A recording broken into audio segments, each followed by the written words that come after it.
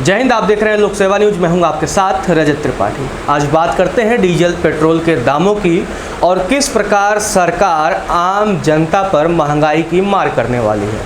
2014 के लोकसभा चुनाव तो आपको याद ही होंगे, और याद क्यों ना हो, 10 सालों के कांग्रेस शासन को देश ने उखाड़ा।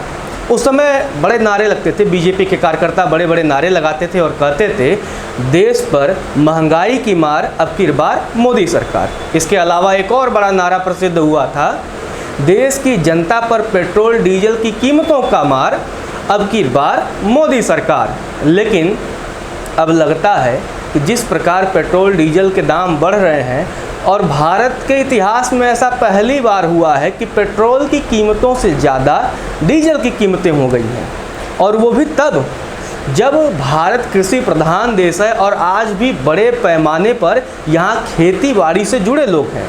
और ख़ासकर ऐसी परिस्थिति में जब देश में लॉकडाउन हुआ, कोरोना की वजह से लोगों को अपने घरों वापस जाना पड़ा और बड़े पैमाने पर लोग श्रमिक जो थे अब वो अपने घरों को पहुँचे हैं। उनको वहाँ रोज़गार की तो वैसे उचित व्यवस्था नहीं है। दावा किया जा सकता है कि उनको बड़े पैमाने पर रोज़गार दिया जा रहा है, लेकिन अब वो कहीं ना कहीं किसानी के ऊपर ही जो है डिपेंड है, किसानी से ही वो काम करेंगे।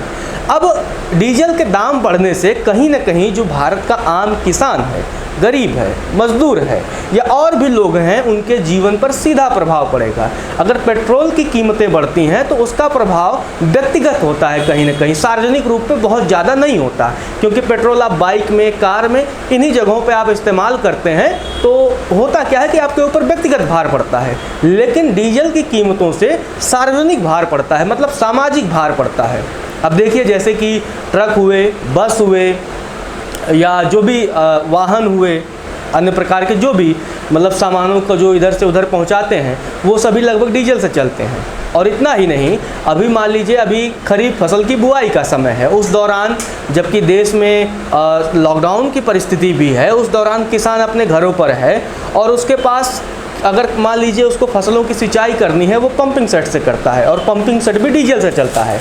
और उसकी कीमतें जब लगातार बढ़ेंगी तो कहीं ना कहीं किसानों के लिए निराशा वाली बात है, क्योंकि अगर ऐसी कीमतें बढ़ती रहीं तो किसान तो बेचारा किसी में का नहीं हुआ। यूँ तो आप कह सकते हैं कि जो है हमने किसानों के लिए बहुत काम किए, उनको पीएम सम्मान निधि भी दे रहे हैं, लेकिन अगर आप पीएम सम्मान निधि एक तरफ से दे रहे हैं और दूसरी तरफ से आप किसानों पर जो है हथौड़ा मार रहे हैं, तो ऐसे किसान निधि देने का क्या लाभ।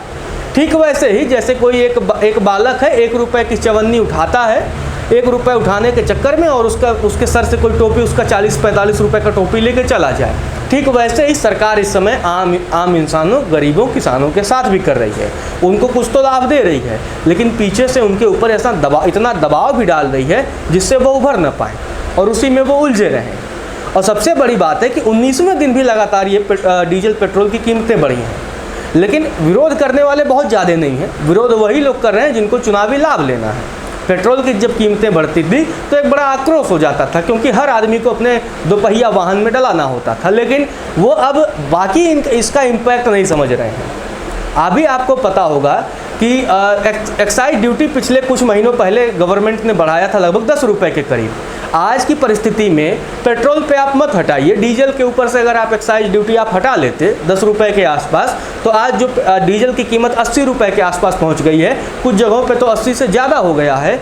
तो अगर फिर वो डीजल की कीमतें 70 के आसपास आ जाएंगी, इससे किसानों को या जो भी लोग हैं उनको ये लगेगा हाँ सरकार ने उनके कुछ हित में कदम लिया है, उनके लिए अच्छा फैसला लिया है। तो हो सके जो थोड़ा बहुत विरोध आपके प्रति हो रहा है वो लोग ना करें। और कहीं ना कहीं अगर डीजल की कीमतें बहुत ज़्यादा ऐसे ही बढ़ती रहेंगी तो विश्वास मानिए कि इसका सीधा सीधा आपके जीवन में प्रभाव पड़ेगा।